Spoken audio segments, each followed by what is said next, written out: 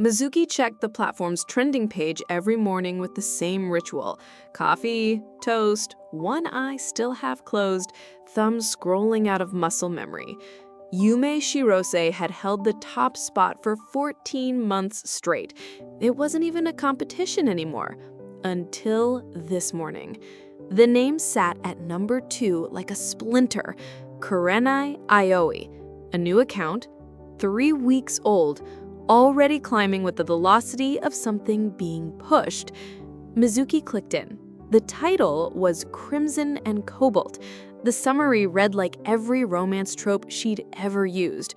Organized girl, chaotic boy. Slow burn, academic rivalry, standard stuff. Except the first chapter opened with a male lead who said the world owed him nothing and everything. And the female lead stepped on his foot in a hallway and said, "I'm aware." Mizuki's phone nearly slipped into her coffee. She read faster. The festival scene, the fireworks, the interrupted almost kiss. The dialogue wasn't just similar, it was surgical, word for word in places. And then worse, it kept going, past where Mizuki's chapter had ended. In Kurenai Ioi's version, the boy didn't laugh when the phone rang. He caught the girl's wrist before she could run. He said, "Stay, the deadline can wait." And they kissed. Mizuki stared at the screen until her auto-lock kicked in. Her own readers were already in the comments, tagging her, asking if this was a collaboration, asking why Yume Shirose's version felt incomplete compared to the new one. Incomplete. She threw her phone into her bag and went to school. The investigation started at lunch. Yuzu listened to Mizuki's frantic, whispered summary, her expression shifting from concern to this specific focus of someone who treated gossip like algebra. "Okay," Yuzu said, pulling out her own phone. "Rule 1. It has to be someone who knows you and Kento interact. Not just sees you in the hallway, knows the specific things you say to each other." "That could be anyone," Mizuki said. "We argue in public." "You don't argue in public about his tab." Mizuki went still. The "add it to my tab" line had happened in the student council room. Door closed. Only the two of them. She'd written it into her novel as a throwaway detail. A texture. "And the foot thing," Yuzu continued. "That was between classes, the hallway by the science labs, not exactly a main thoroughfare." They compiled a list. Short, brutal. 6 people, then 4, then 2, and finally, 1. Sana Ichikawa, the transfer student. Quiet, invisible. She sat 2 rows behind Mizuki in homeroom and had spoken maybe 3 sentences all semester. Mizuki had never given her a second thought. But Yuzu pulled up the class roster. Sana had transferred in 3 weeks ago, the same week Kurenai Aoi's account went live. "That's circumstantial," Mizuki said. "Then let's confirm it," Yuzu said. They didn't have to wait long. After school, Mizuki and Yuzu positioned themselves near the east stairwell, the one that led to the old literature club room that had been empty since spring. Kento found them there, leaning against the wall like he'd been invited. "You're blocking my escape route," he said. "We're investigating a crime," Yuzu said. "Against my will," Mizuki added. Kento looked between them, then shrugged and stayed. They didn't need to wait. Sana emerged from the literature room at 4:15, carrying a laptop bag, walking with purpose, not the shuffling, eyes down gait they were used to. She moved like someone with somewhere to be. Mizuki stepped into the hallway. "Sana." The girl stopped. She didn't look surprised. She looked satisfied. "You're late," Sana said. "I expected you Tuesday." Yuzu's mouth opened, closed. Mizuki started. "You followed the breadcrumbs," Sana said. "Good. I was starting to think I'd made them too subtle." She shifted her bag. "The room's empty. We should talk there. Unless you want to do this in the hallway where the drama club is practicing." Mizuki glanced at Kento. His usual lazy amusement had vanished. He was studying Sana with the focused attention he usually reserved for sleeping through class. "Fine," Mizuki said. The literature room smelled like old paper and dust. Sana sat on the windowsill, laptop balanced on her knees, and for the first time, Mizuki saw her clearly. "You want to know if I'm kurenai oi?" Sana said. "Yes, I am." "You want to know if I'm going to expose you?" "No, I'm not." "Then what do you want?" Mizuki asked. Sana smiled. It didn't reach her eyes. She opened her laptop and turned it around. The screen displayed Yume Shirose's profile, Mizuki's profile, side by side with Kurenai Oi's. The follower counts were closer than they should have been. "I've been reading Yume Shirose for 2 years. Your early work was competent, clean, boring. Then 6 months ago, something changed. The male lead got sharper. The tension got real. I started reading the chapters like a map. Student council references, the specific layout of your school courtyard, the way you describe the cherry blossom trees outside the east wing." She looked up. "I found your school in 3 days. I transferred in 2 weeks."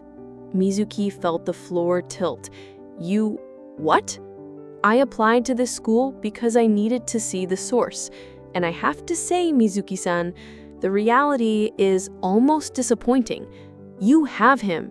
She gestured at Kento without looking at him. "Real, breathing. And you write around him like you're afraid to touch the material. You write him as a muse. I wrote him as a man." "That's creepy," Yuzu said. Sana ignored her. She closed the laptop and stood, stepping close enough to Mizuki that she could smell peppermint on her breath. "I'm not going to tell anyone your secret," Sana said softly. "That would end the game too fast. I want you to write that kiss scene your editor is demanding. I want you to post it. And then I want every single reader to compare yours to mine and realize that you were always just a tourist in your own life." She slung her bag over her shoulder and walked toward the door. But she stopped in front of Kento. "You're not in the novel," Sana said, looking up at him. "You're in my novel. And in my version, the story actually goes somewhere." She reached into her bag and pulled out a printed booklet, thin, bound with a ribbon, the cover hand-drawn in crimson ink. "I wrote this for you. Not the public. Just you." The scene she was too scared to finish.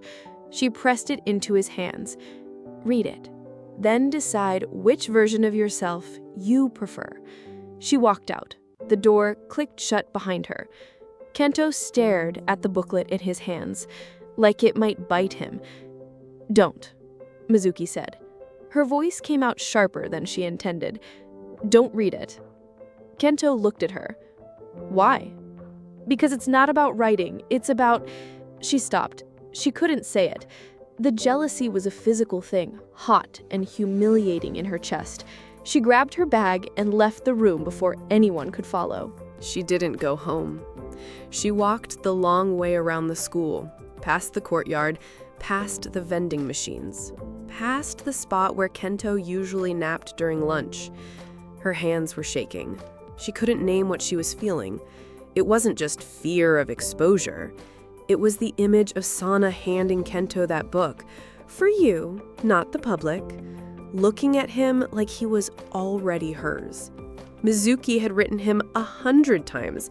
She had never once given him something with his name on it. She was still walking when she heard footsteps behind her. She didn't turn around. "You're following me now?" she asked. "You're walking in circles," Kento said. "Third time past this building. Either you're patrolling for delinquents or you're spiraling." "I'm spiraling." "Cool. Can I spiral with you? I'm good at doing nothing." She stopped, turned. He was holding the booklet, still unopened, she noticed with a relief that made her hate herself. "I didn't read it," he said. Why not? Because you asked me not to. Since when do you do what I ask? He shrugged. Since you started meaning it. They stood there in the empty courtyard, the sun bleeding out behind the gymnasium. Mizuki looked at the booklet in his hands. Crimson ribbon, hand-drawn cover. Someone had spent time on that. Someone had looked at Kento and seen something worth making beautiful. She's going to ask you out, Mizuki said. It wasn't a question. Probably. And? And what? Mizuki's jaw tightened. Are you going to say yes? Kento was quiet for a long moment. Then he stepped closer. Are you asking me not to? I don't have the right to ask you that. You don't have the right, he agreed. But you have the reason, do you? Mizuki looked away. The words were there. I don't want her to have you. I don't want anyone to have you. I want... But they were trapped behind years of careful distance of, I hate you and your research, and this doesn't mean anything. I need to go, she said. She walked away. He didn't follow this time. But the story doesn't end when the hero walks away. Next episode, The Rooftop Confession. The festival play goes live. Sana corners Mizuki on the roof, and the almost kiss she's been writing for 6 months, she finally stops running. If you felt that ending in your chest, hit like. It tells the algorithm this story deserves to travel. Subscribe and ring the bell so you don't miss part 3. You do not want to miss that kiss. Drop a comment. Team Mizuki or Team Sana? Let me know where you stand. I'll see you on the roof.